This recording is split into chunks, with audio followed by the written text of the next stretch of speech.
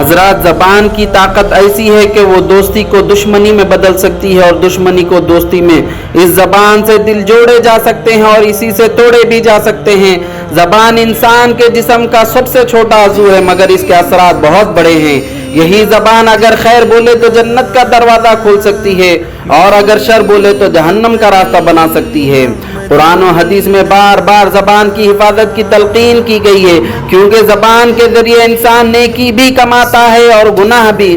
قرآن میں ارشاد باری تعالیٰ ہے وَقُولُوا لِلنَّاسِ حُسْنًا، اور لوگوں سے اچھی بات کہو۔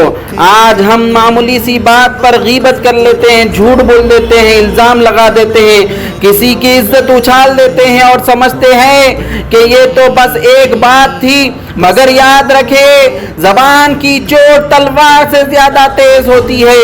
نبی کریم صلی اللہ علیہ وسلم نے فرمایا، صحیح بخاری شریف کی حدیث مبارکہ ہے، جو شخص اللہ اور قیامت کے دن پر ایمان رکھتا ہے وہ یا تو اچھی بات کہے یا خاموش رہے۔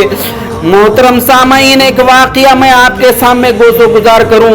ایک دن حضرت معاذ بن جبل رضی اللہ تعالیٰ عنہ رسول دو جہاں صلی اللہ علیہ وسلم سے سوال کیا، یا رسول اللہ صلی اللہ علیہ وسلم، کیا ہم جو باتیں کرتے ہیں ان پر بھی پکڑے جائیں گے؟ تو آپ صلی اللہ علیہ وسلم نے فرمایا، اے معاذ، کیا لوگوں کو ان کے چہروں کے بل جہنم میں کچھ اور چیز گرائے گی سوائے ان کی زبانوں کی کمائی کے؟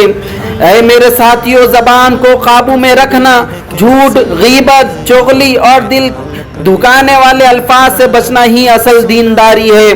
اگر ہم زبان کو پاک رکھیں گے تو انشاءاللہ تعالی دل بھی پاک رہے گا اور ہمارا انجام بھی کامیاب ہوگا۔